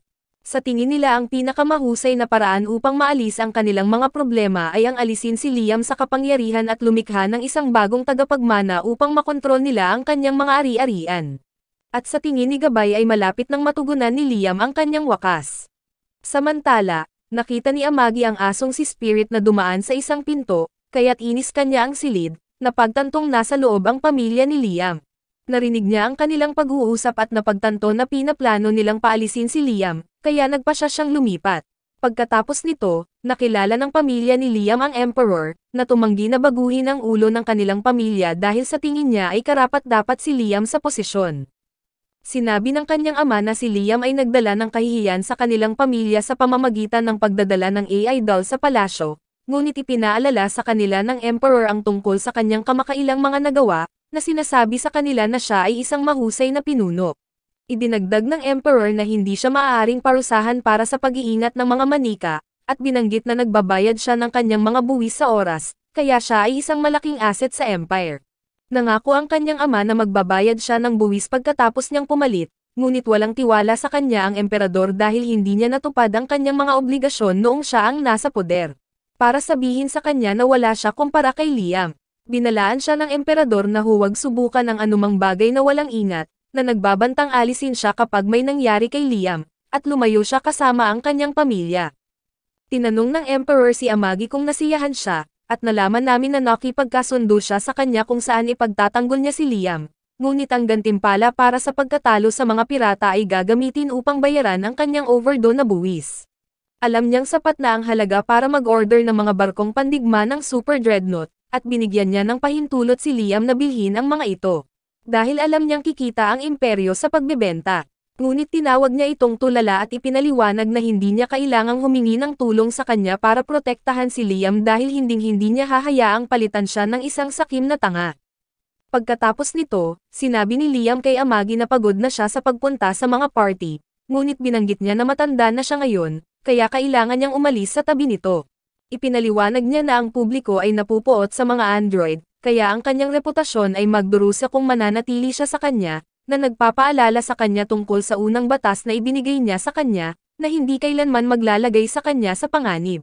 Iniutos niya sa kanya na huwag siyang iwan, ipinaalala sa kanya na ang ikalawang batas ay dapat niyang sundin siya palagi, ngunit ipinaliwanag niya na hindi niya ito magagawa dahil lalabag ito sa unang batas.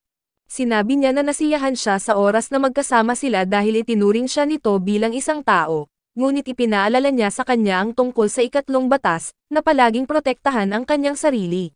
Tinanong niya ito kung pinoprotektahan niya ang kanyang damdamin, at sinabi niya na hindi niya naiintindihan ang mga emosyon ng tao, ngunit nakaramdam siya ng sobrang bigat ng processor nang maisipan niyang iwan siya, kaya napagtanto niya na gusto nitong manatili sa tabi nito, at sinabi niya sa kanya na tatalikuran niya ang kanyang mga tungkulin pagkatapos niyang iwan siya at sirain ang kanyang buhay hanggang sa mamatay ito sa mga lansangan. Maraming salamat sa panonood, sana nag-enjoy ka sa anime na ito. Mag-subscribe at pindutin ang notification bell upang updated ka lagi sa mga bagong video na may upload namin, at para makatutok sa higit pang Tagalog anime recap, magkita tayo sa susunod.